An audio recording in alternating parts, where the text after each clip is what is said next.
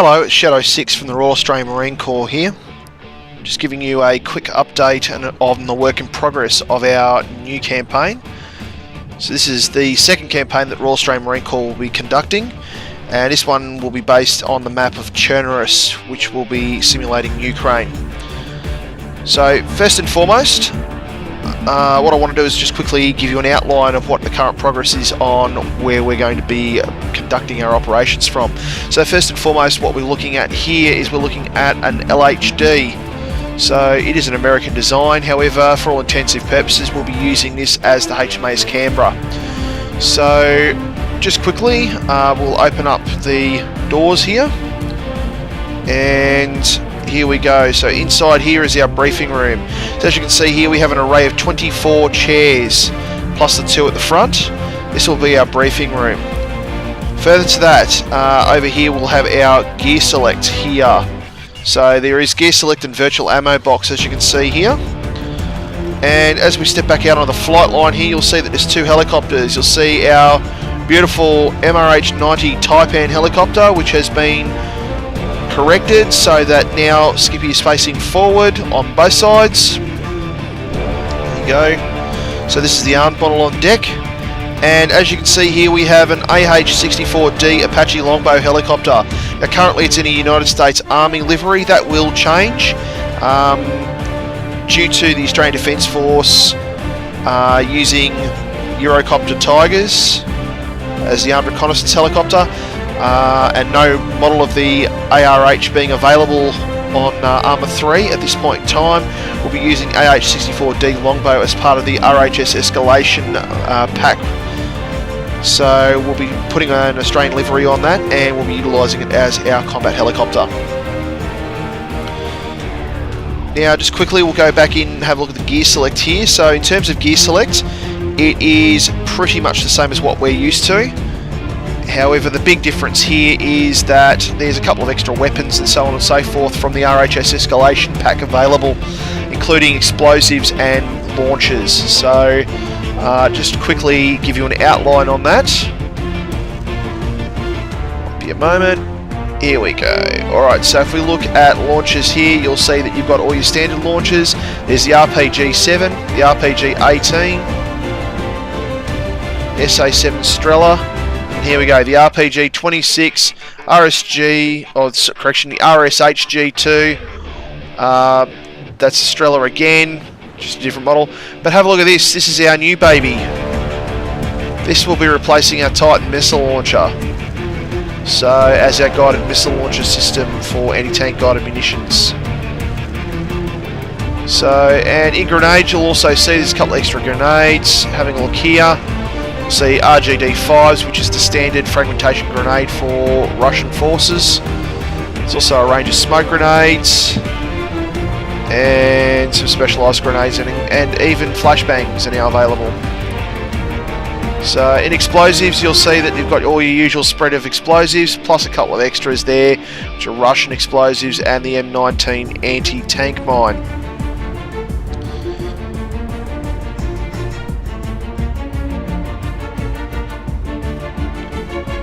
Now as you can see here, we're actually on the aircraft elevator here. The elevator actually works, so if we just function this here and get going. Let's go into first person, makes life a bit easier. There we go. You'll see the rails pop up instantaneously, stopping you from falling off the edge of the deck. So there you go, which is pretty cool. As you can see, we're going down slowly into the hangar deck.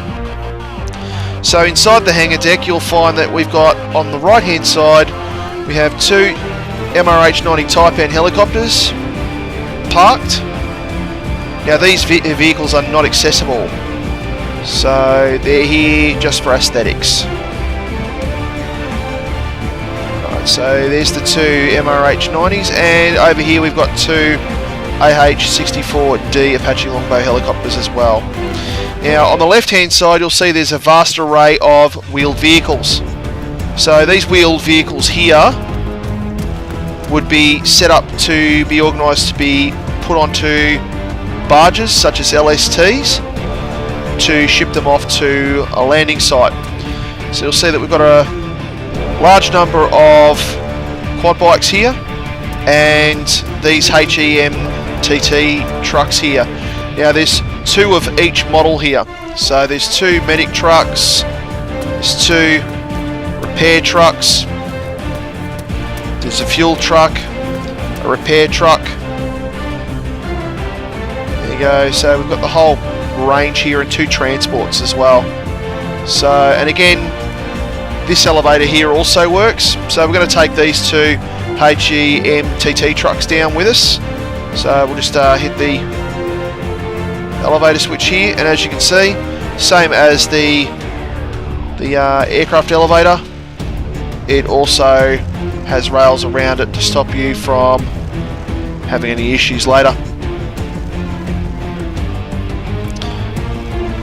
As you can see here, inside the well deck, we've got all our armour. Now these vehicles are arrayed in such a fashion as to be prioritised as to which ones get out onto the battlefield first. So first and foremost, we'll race all the way up to the front, and you'll see that we've got 2 patrol speedboats here. So with the grenade launcher on the front and the 50 caliber machine gun on the back. There's 2 of those there. They're designed to secure the vessel, whilst the LSTs, or theoretically the LSTs, would be sending out the tanks and other armoured vehicles. As you can see here, we've got the Gorgons on the front here, which we're using as ASLAV placeholders.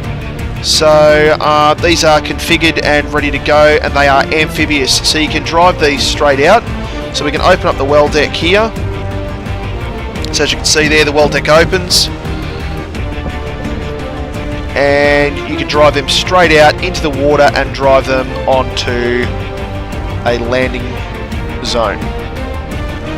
So, and as you can see here, we have these beautiful babies. These are M1A1 Abrams tanks. And as you can see here, each and every one has its own name. Now these names here are randomised every time they spawn, which is kind of cool. This one here doesn't have a name, which is unusual. And there you go. Tanks. Oh, thanks Obama. Very, very good. Look at that. Okay, and here we got our hunters. So we've got 2 of each. Obviously 2 50 calibers and 2 grenade machine gun ones, so they will have DPC liveries later. And we have 2 artillery pieces, and this interesting concept here. This here is the Bobcat. The Bobcat is a well, from what you can see, it is essentially an engineering vehicle. So there we go. Now those vehicles are all locked except for the Gorgons. The 2 front Gorgons are able to be utilised for combat operations. The 2 on the side are locked.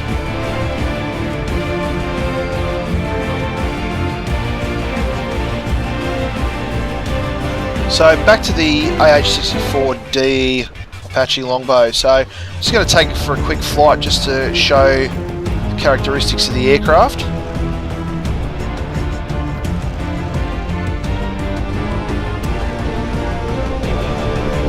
Now this helicopter is a little bit more agile than the Blackfoot, to be honest with you. It's a lot more controllable. Now one of the things about this helicopter is that the pilot can also shoot.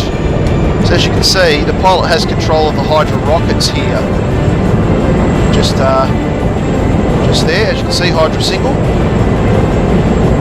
So now the entire idea of having a bit of a flight around here is also to show you the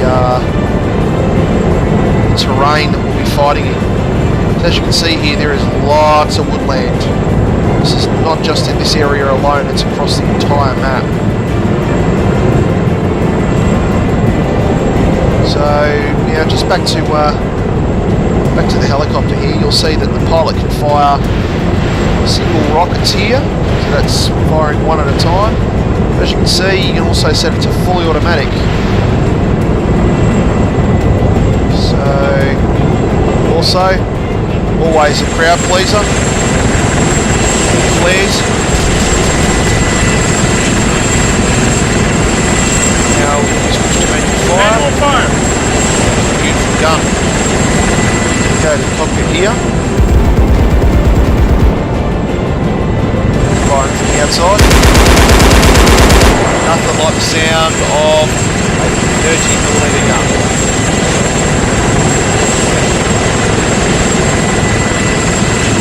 So as we go through, you'll see towns here.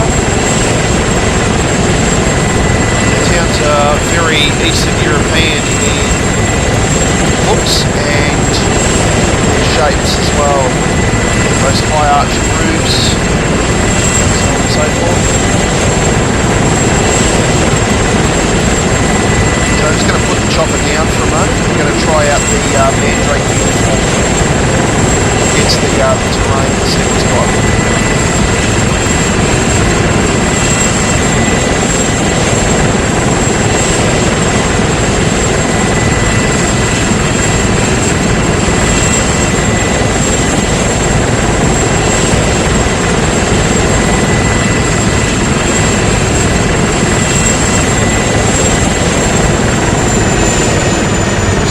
Wearing full Mandrake combat kit here. Just going to go have a look in the terrain. As you can see here, it fits rather well in the scope of things. So hiding in the terrain and everything like that. Let's go for a walk in the bush. As you can see here, we'll just lie down in the grassland, and you can see that we actually blend really well using the Mandrake uniform here. It's a little bit different.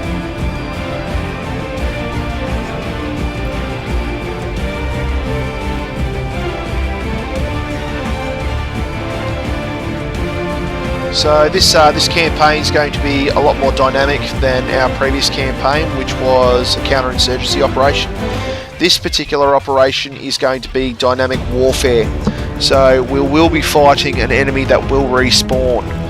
So it's going to be a hard slog, and it's going to be a big battle. So the reason I'm showing you all the equipment here, which is going to be new to us, is because it's going to be worth a download, as you can probably appreciate.